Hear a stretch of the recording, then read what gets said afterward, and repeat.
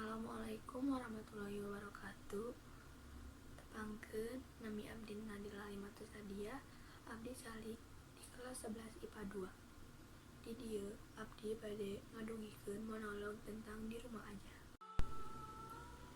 Waktos ayeuna dunia gering. Mimitian ti banjir bandang, Iran ngelawan Amerika, pupusna pemain legendaris, oge panyakit viral anu bahaya pisan anu nyapu dunia.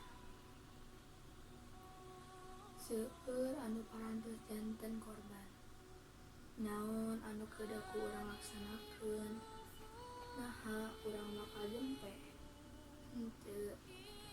Urang sasarengan kedah nurut kana paaturan pamarentah. Punten, entong dianggap remeh. Kusabab ieu moal aya tungtungna.